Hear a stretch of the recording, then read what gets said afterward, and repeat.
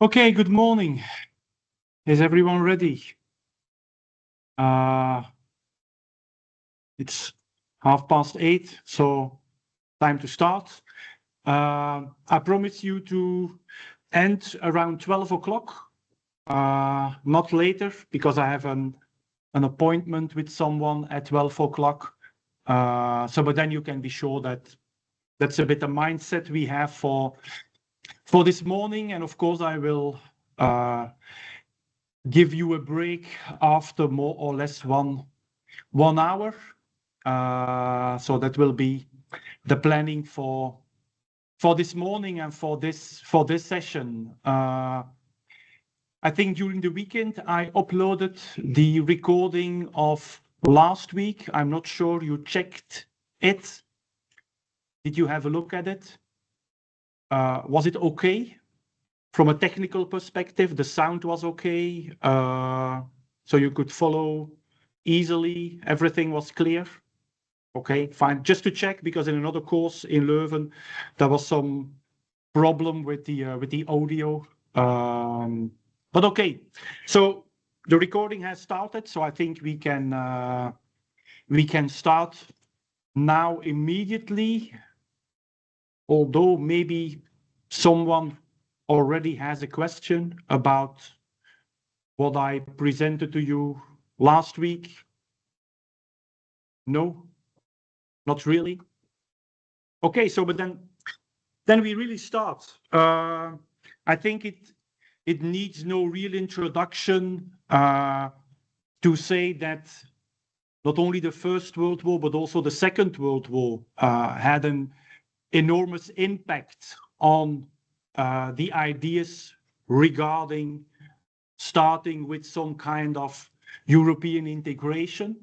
It's, you know that in the 1950s, with 1952, the foundation of the European Coal and Steel Community, and then some years later, 1957, the signing of the Treaty of Rome. This, you could say, were the first real formal decisions towards an institutional European collaboration, not only looking for more integration on a supranational level, but 1952, 1957 were the real decisive moments and the start moments of that European integration. And to understand why politicians on a European level, or at least in these six founding member states, and why they decided to start with these initiatives. And then we have to go back to what happened in the previous decades. And of course, both world wars played an important role in this. Also, you could say the big economic crisis of the 1930s, and the fact that at that moment, not only countries in Europe, but also even worldwide, decided to cope with that economic crisis, not from an international or transnational perspective, looking together for solutions for that economic crisis, but decided to, for instance, start with more protectionistic measures.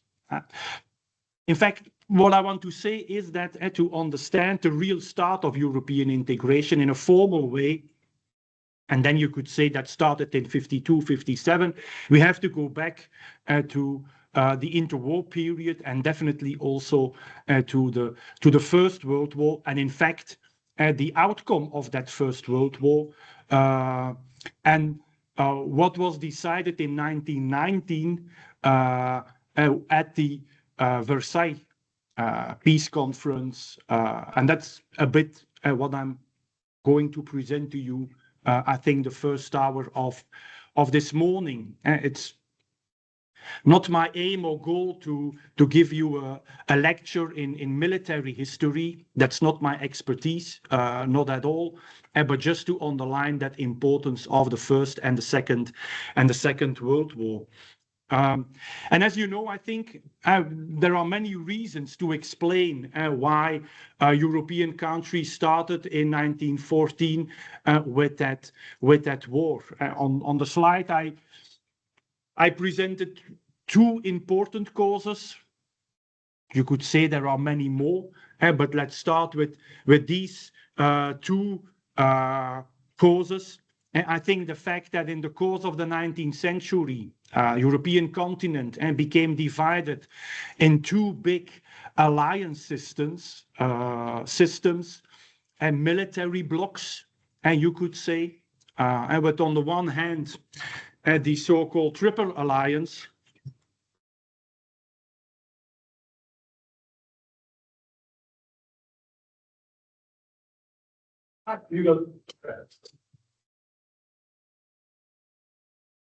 Maybe you can leave the door open because otherwise people cannot enter if they come late.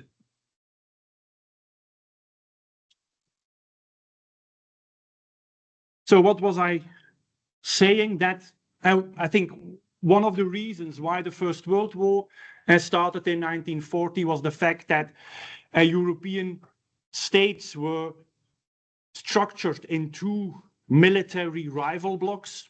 On the one hand, the Triple Alliance, on the other hand, the Triple Entente.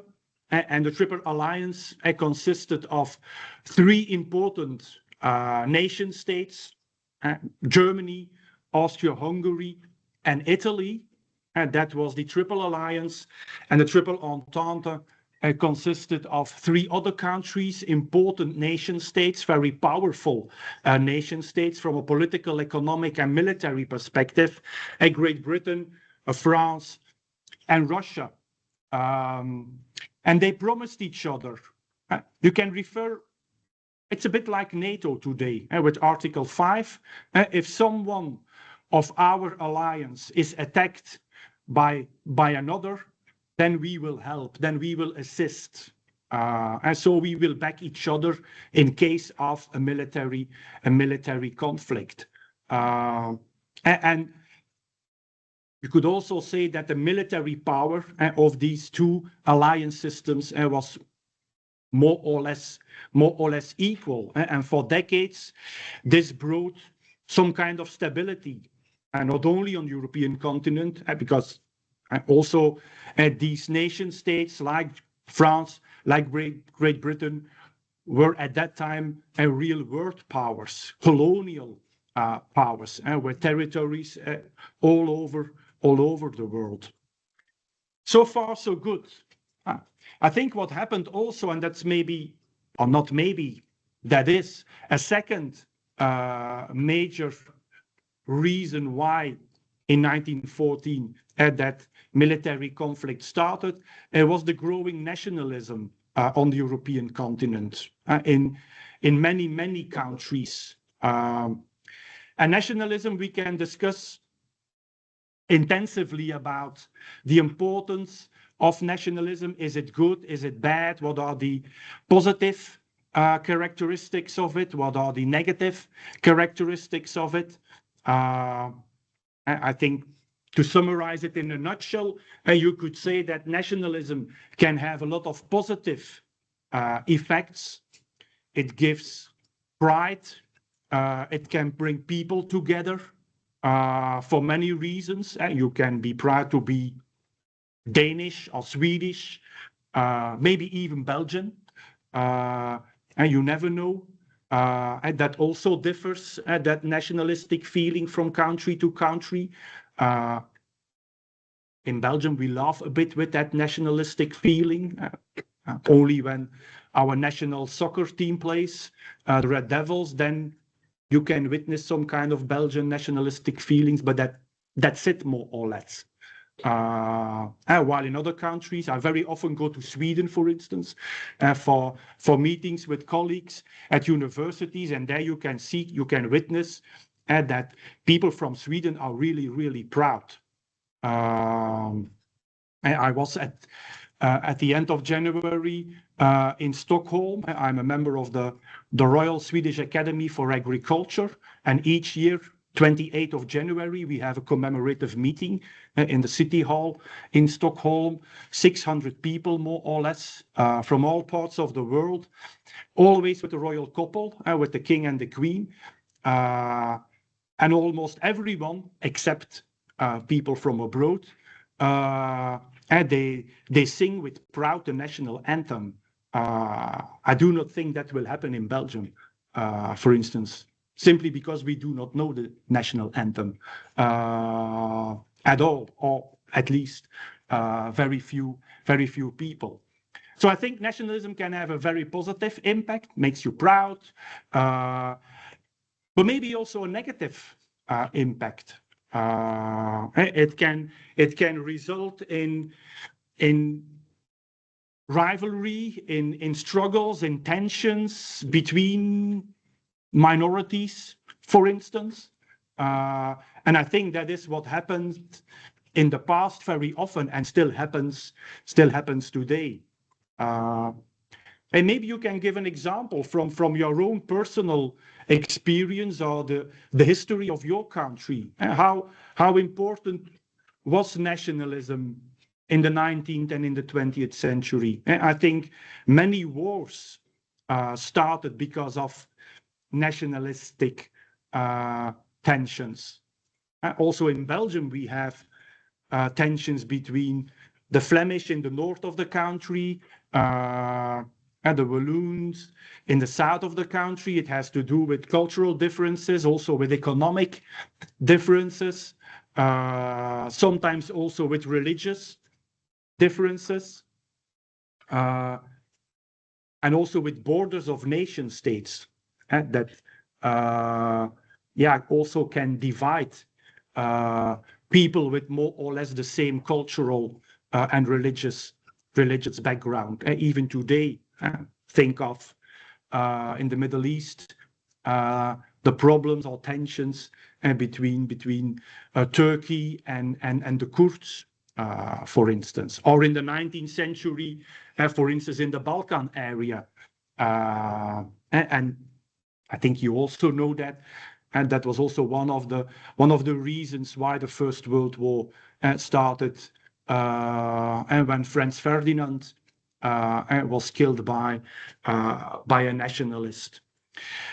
So that's also an important reason. We can also refer to another reason, and that was maybe simply the growing economic and political power and assertiveness of Germany in the 19th century. And you could say that in the 18th century, 19th century, for a long period, France was the most important nation state on the European continent, very often in conflict with Great Britain or with other nation states, smaller nation states on the European continent. For instance, in 17th, 18th century, for instance, with the Dutch Republic. But Germany, definitely from 1860, 1870, when Germany united, in fact, from that moment onwards, Germany witnessed a fast economic growth and an economic boom, you could say. And at the end of the 19th century, let's say the 1890s, Germany was the number one from an economic perspective on the European continent, together with the United States at the other side of the Atlantic. And that was a very important shift. At the beginning of the 19th century, the middle of the 19th century, Great Britain was the economic stronghold of the world, and definitely also on the European continent. And France, although it was a big colonial power, it was not the first to industrialize, to take that shift from, let's say, a traditional economy towards a modern economy, which at the end of the 19th century was based on industry, on the heavy industry and the new economic sectors of that moment. What can you say about that? What kind of economic sectors, new modern economic sectors, developed at the end of the 19th century, in which Germany and German companies were a big pioneer. Short economic history course about the Industrial Revolution. There was a first Industrial Revolution, late 18th century, early 19th century, driven by British companies, inventors, focusing on the heavy industry, coal mines, production of iron and steel, and the textile sector, with the cotton sector as the first to mechanize at that time, around 1800. First country on the European continent, or the second one that industrialized, it was Belgium. Now I'm proud. That's my nationalistic feeling that pops up from time to time. And then from 1850, 1860 onwards, you see that many governments on the European continent, and definitely in Western Europe, started to push, to stimulate economic modernization. And because they saw more and more that the future of the economy was not small factories, traditional craftsmanship, but was mechanization. And one of the things to stimulate economic modernization was investing in the heavy industry, coal mines, production of iron, and transport systems. Railways had a very important impact on the economic modernization on the European continent in the 19th century, and even worldwide. Because how can you stimulate international trade or even trade on a national level? Then you need a modern transport system to have fast, quick, cheap trade circuits. So that happened around 1850, 1860. And Germany, the German state, was one of the governments that really started to invest in the modernization of the economic sector. And a big decision in that was German unification, because for centuries, maybe you know that, maybe you do not know it, but for centuries, in fact, what we know today as Germany was, you could say, a collection of big and smaller states and city-states, what is called in Germany Länder. I'm now looking at the Austrian student, maybe she can correct me. But that is what happened from 1860, 1870, 70 onwards. And that unification also implied an integration of different markets, big and smaller markets, on what is today the German territory. And that had an important impact on economic growth and economic modernization. That was a long introduction. To come back to that question, how did Germany manage at the end of the 19th century to become an economic leader of the European continent? And what kind of sectors did they pioneer in, became important? And we call it today the Second Industrial Revolution. And also other countries, of course, followed. No one? Chemical industry, electrotechnical industry, automotive industry. Think of Mercedes, Daimler-Benz, Bayer, BASF, and predecessors of these companies. Is that important?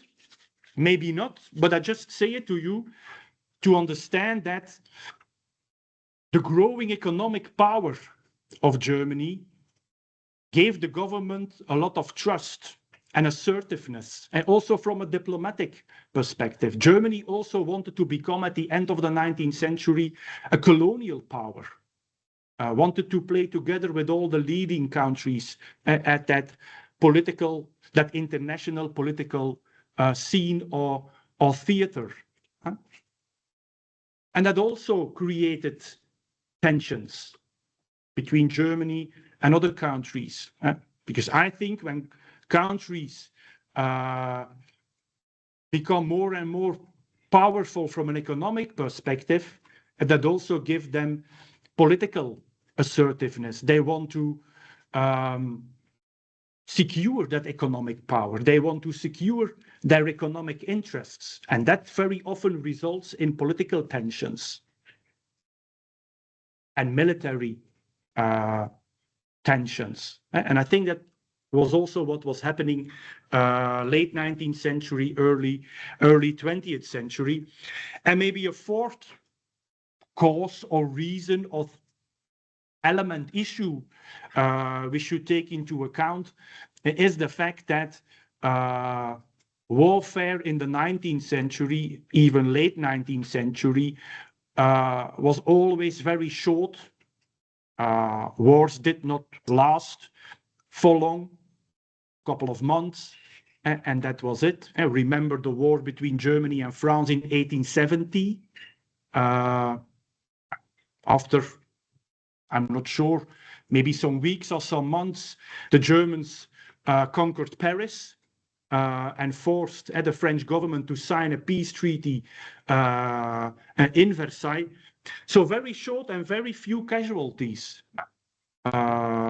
Very few soldiers died, very few civilians died.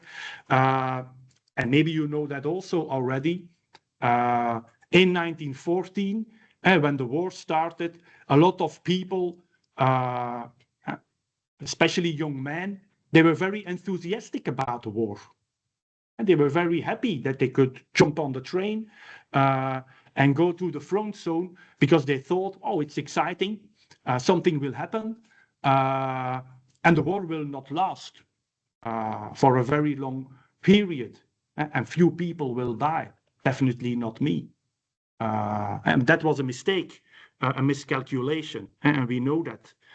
And that had to do with the fact that from that moment onwards, an industrial war could be organized with much more powerful equipment, etc., etc., fast transportation of soldiers, etc., etc. Not that important for us. What do we have to take into account and to remember is that two major turning, or maybe three major turning points were important in this First World War. 1917, the fact that Russia witnessed the communist revolution, which had an impact on the warfare, not important for us, I think, but had an impact on the political situation of the European continent for decades. The fact that in that big power, that big country, former Tsarist Russia, that communists had the control in their hands, and that implied another organization of society, another organization of the economy. And after the war in the 1920s, in the 1930s, also after the Second World War, that communist society and organization appealed also to a lot of Western European civilians. For some, it was an example to follow.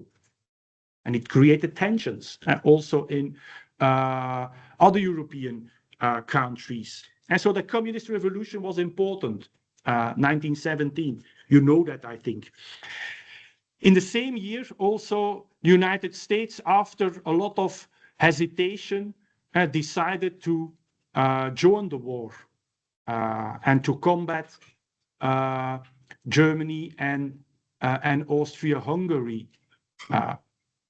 That had to do with political friendships, that had to do also with the fact that one American ship, the so-called Lusitania, sank with a lot of civilians, American civilians on board, due to a German U-boat attack, and that made the American government to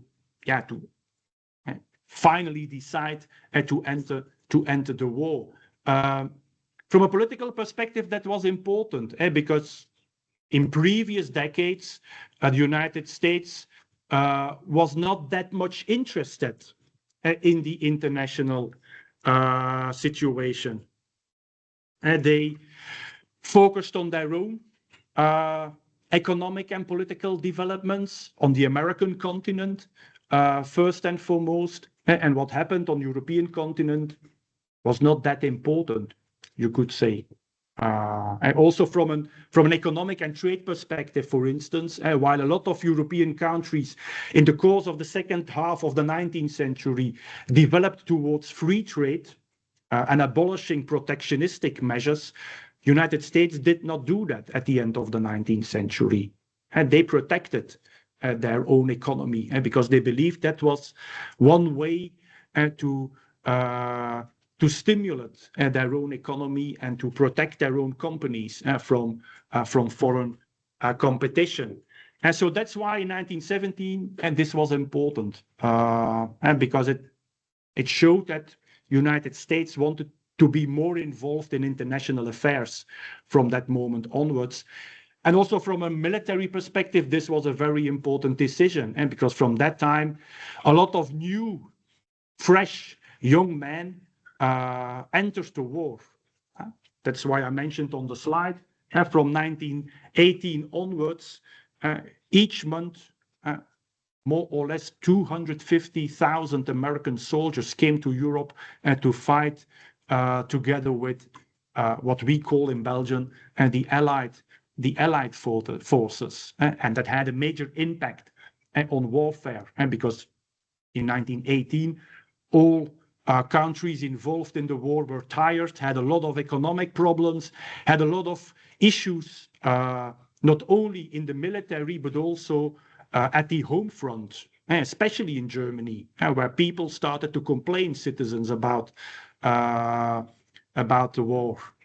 People witnessed a lot of food scarcity, for instance, with from 1917, 1918 onwards, a lot of protests from housewives, for instance, and because food was scarce, was very expensive. And when at the home front people start to protest and to complain, that has an impact on the government, on the military. That's also what happened in Germany in the course of 1918. And the German Empire collapsed, and the emperor had to fled. He went to the Netherlands, and the Weimar Republic started to exist. The Weimar Republic in Germany, named after that small city Weimar, where the first, you could say, German democratic government was installed. And also that shift of power in Germany at the end of the First World War also had an impact on the political tensions in the 1920s and in the 1930s. Because it was that Weimar government that signed the peace treaty of Versailles, which was, that's the least you can say, which was not in favor of German political and economic interests. And a lot of people in the 1920s, 1930s blamed the Weimar government for signing that, what they called the Diktat von Versailles. And it was the Nazi regime that, played with these feelings and tensions. They used these malcontent feelings to sell their opinion and vision and ideology. So that's why I wanted to say something about the importance of the First World War. And so an armistice, ceasefire, the 11th of November, 1918, the war was over. And for us important, I think, is to understand what the importance of the Paris or Versailles peace treaty was in 1919. Could be a question at the exam. And so explain the importance of peace treaty Versailles and related to European integration. The picture on the right hand, you see one of these impressive halls and rooms at the Chateau of Versailles in 1919. For months, a lot of international delegations gathered in Paris, in Versailles, to talk about Europe and the world after the First World War, and also reflecting on a very important question: what shall we do with Germany? Shall we punish Germany because they were seen as the starters of the First World War? Or shall we not punish them? In what way? How shall we redraw the borders of Europe and European nation states? A lot of important questions, a lot of important people and delegations came to Paris. What you can say is that the peace treaty and all the negotiations and the talks and the discussions linked to it were dominated by three countries and by three important politicians. In fact, the countries that won the war. That's how it happens. If you win the war, then you can dominate the peace talks afterwards, or at least that what happened in 1990. And you see them here on the left hand, Georges Clemenceau, the French president, Woodrow Wilson, the American president, Democrat, and David Lloyd George, the British prime minister. And they in person, but of course the delegations of their countries, they really decided about the outcome of the Paris or Versailles peace treaty. The other victorious countries were not happy with that very dominant position of United States, France, and Great Britain. For instance, there was also a Belgian delegation in Versailles and in Paris. Also, Belgium thought of itself that it had helped to win the war, because we Belgians, we fought at what we call the West Hook, the western corner of the country. We stopped in 1914 the German invaders, and not all the Belgian territory was occupied by the Germans. So the Belgian government also thought that we had a say in the Paris and Versailles peace treaty, but in reality this was not. There was a Belgian delegation. They could speak from time to time, formulate their demands, but that was not really taken into account. So conclusion, these three countries, France, Great Britain, United States, in fact, they wrote the peace treaty. The defeated powers were absent. They were present, but in reality, formally, they had not a say in the talks and the negotiations. Delegations of other countries, like the Belgian one, I gave you that example, were more or less ignored. And although the talks were dominated by France, Great Britain, and United States, they didn't have the same opinion about the outcome of the peace treaties. And that also had an important influence on the negotiations, of course, and the talks. And for instance, France, the French government, they wanted to punish Germany in a harsh way. And why do you think that France really wanted to punish Germany very hard? In Britain, there was a different perspective. The British government did not want to punish Germany that hard. They had some reasons for that. Think about it. Why? The British public opinion, they really wanted also, like the French, a hard punishment for Germany. And then in the United States, Woodrow Wilson, who in the beginning of the peace negotiations played a very important role. He wanted, in fact, some kind of new international institution to secure peace, to stimulate democracy, which in the end became the League of Nations, and also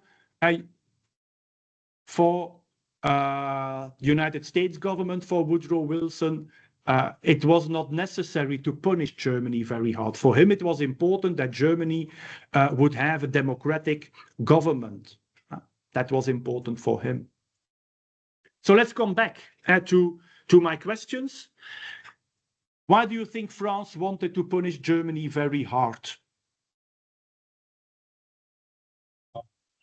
The World War. Okay.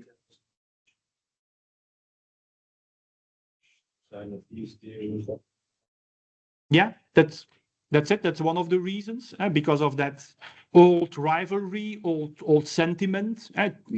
What I already said to you before this morning, France saw itself as on the European continent the most important power. Germany became more and more powerful from an economic perspective in the course of the late 19th century, and that created more and more tensions. I think of the French-German War of 1870. What was one of the results of that war in 1870 regarding territory? Do you know that? Not sure, but is it something with La Salle?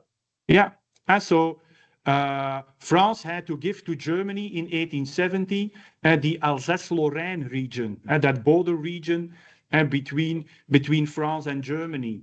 So a lot of people wanted to punish Germany from that perspective. Old rivalry, also economic rivals. Do not forget that. And maybe just also one other reason, an important reason.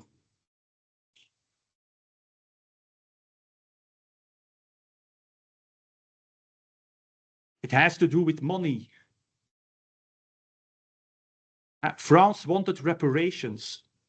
France wanted that Germany, that the German government would pay for all the damage it caused during the war. What is terrible regarding warfare is not only that a lot of people die, it cost a lot of money. So the French government invested a lot of money during the war to fight Germany. And they wanted that money back. They needed that money to rebuild the economy, to rebuild society, to rebuild that French colonial empire after the First World War. And Germany had to pay for that. And that was the French perspective of the government and also of the public opinion. And also, of course, they feared that maybe after some years, Germany would recover from an economic perspective, a political perspective, and even a military perspective, and then that the old tensions would revive. And so that was the idea. We have to punish Germany very hard to conquer our #1 position on the European continent and to remain that position for a long time. Okay, Great Britain, what can we say about that? Why do you think the British government had a more or less other opinion than the French government? They wanted to punish Germany, but not too hard.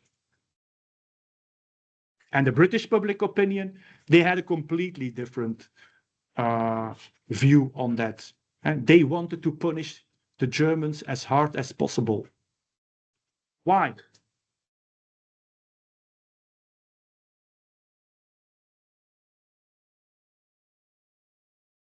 I think I will have to work with bonus points for people who raise their hands during class. Yeah? System, which is like Commonwealth system and American system. They weren't really focused after the war on like reparations in Germany. They just wanted like the economic side, so like the compensation for the war. Yeah, I think that's one of the reasons. And the British, they were not only focused on the European continent, you could say, but on the contrary, they were much more focused on their own Commonwealth. And so European continent was important, but the Commonwealth was much more important for them. But maybe also another reason from an economic perspective. British companies relied a lot on the German market. For them, a prosperous Germany with high living standards for the civilians, for the citizens, and companies in Germany that perform well was in fact good for British economic interests. So that is why they were a bit more careful. And they wanted to punish Germany, but not too harsh, because for them, some kind of economic recovery of Germany in a short-term period was important for economic reasons and economic interests. Why was the British public opinion so against an easy punishment, you could say, for Germany? Was because of the fact that a lot of young British soldiers died on the European continent. You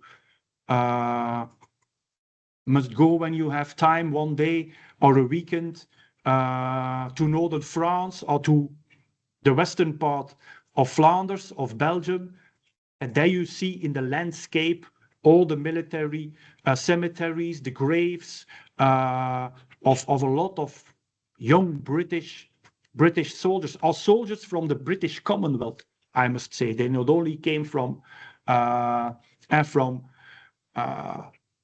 England or Scotland or Wales or Ireland, but from that British Commonwealth. And so that's the reason why. And that sentiment even plays today, you could say. A lot of British families, and they come maybe not each year anymore, but very often to Flanders, in Flanders fields, to pay their respect to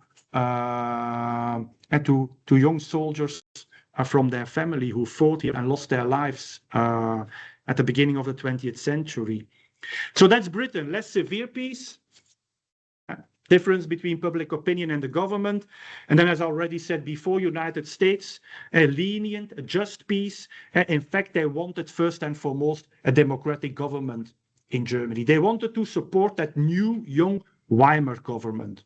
Don't forget that Germany, in fact, before 1918 was not a real democracy. It was an empire led by an emperor, dominated by a small elite, a Prussian elite, with not a real, as other European countries had, with not a real parliament and democratic government.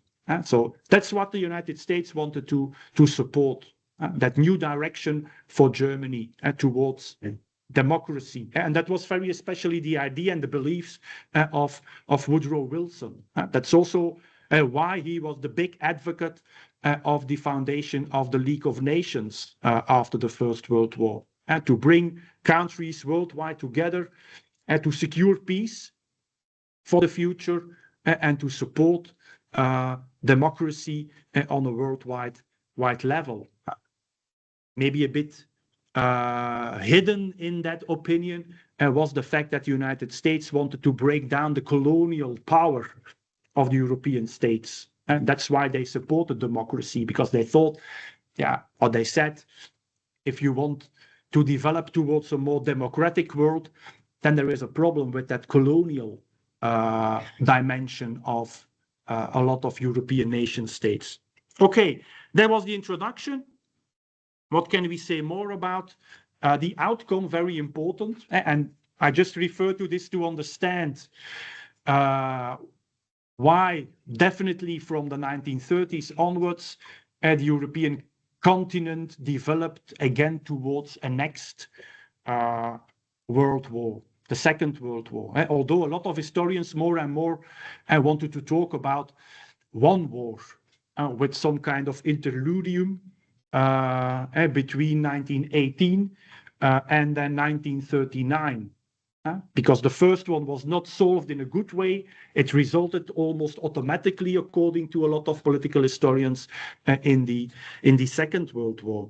And one of the reasons for this was that Germany was really punished very harsh in different ways. And I listed here the most important ones. Germany lost territory on the European continent and in the colonies. I only have a map for the European continent, but for instance, in Africa, Germany lost its colony East Africa, and this was divided in two, became Rwanda, Urundi, and became a mandate of the League of Nations, and from the 1920s governed by the Belgian government. So next to Belgian Congo, Belgium received, you could say, after the First World War, two new small colonies or mandates, Rwanda and Urundi. Here you see how, after the war, in what way Germany lost territory. And do not forget, territory is very important, especially for people with a nationalistic feeling. Think of what happens today in Ukraine, and the talks about ending the war, but not handing over territory, which I can completely understand. But you must have in mind, one of the reasons for that First World War was nationalism. And nationalism, in my opinion, but I'm not a nationalist expert, but also means, the bondage, that special bond with the ground, with the territory of the nation. Germany had to give a lot of territory to other countries. And that had an impact on nationalistic feelings, but also had an impact on the economy and the industry, and on the possibilities to develop towards a fast and powerful economic recovery. A big deal was not for Germany to give two small pieces of land to Belgium. And we received Eupen-Malmedy, which is nowadays at the southeast of the Belgian border with Germany. And we are very happy with that gift, because it's a much more hilly terrain. And if we have luck, we can ski there during winter time. But from an economic perspective, it's not that important. It was, to say to Belgium. Belgium wanted much more territory, but because we didn't have a big impact on the Paris Peace Treaty, we only received Eupen-Malmedy, which is here. You cannot see it, in fact, on the map. Much more important was Alsace-Lorraine. We talked about that part some minutes ago. Germany received Alsace-Lorraine after 1870. Now they had to give it back to France, Alsace-Lorraine. It was a battleground already for centuries, that border region. The Rhineland, very important for the German industry and economy. The Rhineland over here became demilitarized. And so Germany, that was also one of the decisions of the Paris Treaty or the Versailles Peace Treaty, was to diminish profoundly the German army, no conscription. So Germany only had a very small army, and that important region became demilitarized. The Saarkool fields, very important from an economic perspective, were given for 15 years to France. So all the profits from that region, from the coal fields, were not for the German government, for the German economy, but went immediately to France as a way of reparation. Also important in the east, and you see here that Poland received this area, which in fact gave Poland a corridor to the Baltic Sea, but also split Germany in two. And East Prussia became cut off from the rest of Germany. You do not have to study this in detail, not at all, but just to give you impression what the impact was of the Versailles Peace Treaty. So as I said before, German armament strictly limited, small army, no conscription, demilitarized Rhineland, and then most important, I think, Germany had to pay a lot of reparations. In total, more or less 6,600 million pounds in cash and in kind. So, for instance, Germany also had to give back industrial equipment, machineries, but also livestock. I said to you last week that my field of expertise as a researcher is agricultural history. I did some research about this myself. For instance, during the First World War, a lot of cattle, but also pigs, poultry, horses were confiscated by the German army, died during the war. Horses were moved from Belgium to Germany to breed there. After the First World War, the Belgian government said, we not only want money from Germany, but we also want livestock to recover our livestock population, to breed back. And so it was in cash and in kind, which also created a lot of tensions because Belgian government, to just refer to that example, in 1919, 1920, 1921, were not so happy with the quality of the livestock Germany gave back. And they said our cows were much better. And now what we receive from Germany back are not the best cows. Their milk yield is much lower than we had during the war. So it was one cow is not the same as the other cow. So I'm going into detail, I know, but just to say it was not easy to organize the outcome of the peace treaty. A League of Nations was set up. I already referred to that. And also important, I think, from a political perspective, was that two big empires or nation states, Austria-Hungary and also the Ottoman empires, were divided. The European continent and the borders of the nation states on the European continent were much different when you compare 1914 with 1918. And also that created tensions in the 1920s and in the 1930s. Germany did not agree. I already referred to that. It had no choice. Germany was not asked, what do you think of this? Can you agree with it? Do you have comments? In fact, Germany was not formally present at the peace negotiation table. And in the margin of the peace treaty negotiations, already from the beginning, there was criticism about that harsh peace, that system of enormous reparations Germany had to pay. And for instance, one of the well-known critics of that moment, and I think you know him, or at least his name, John Maynard Keynes, who was a member of one of the delegations of the British.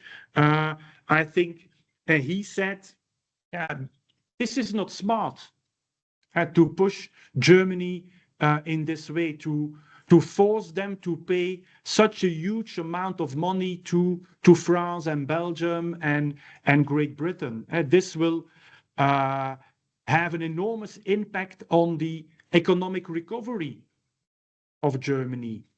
This will be a handicap, a barrier towards a swift and easy economic recovery. And if there is no economic recovery in Germany, then citizens will start to complain, will protest against the government, against the new, young, democratic Weimar government. And this will create not only economic tensions, but also political tensions.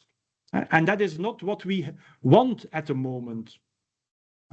At the moment, we want to have stability on the European continent, and very important for this is political stability in Germany and in Austria, the countries that lost the war. So in the mind, in the opinion of John Maynard Keynes, punishing Germany and its former allies too hard for the war implied economic problems, and these would result in political problems, not only in Germany, but also in other European countries. Do not forget what happened in 1917. I mentioned, I think 15 minutes before, a communist revolution in Russia. European elite, the conservative European elite, but even also the social democrats on the European continent in 1919, 1920, they feared the impact of the Soviet revolution. They feared that communist ideology would also gain foot on the ground in Western European countries. And to prevent the spread of communist ideology, political stability and economic prosperity was necessary. And according to Keynes and also others, the outcome of the Paris-Versailles Peace Treaty would not result in stability. But as we know, people did not listen to Keynes. The Paris Treaty was signed, and according to a lot of political historians, this was already the beginning of that Second World War, or you could say the second part of that World War. Okay, that was the introduction. What we will do after the break is to have a look at some politicians or some intellectuals that started to think immediately after the First World War, how can we prevent another war? How can we bring European people together?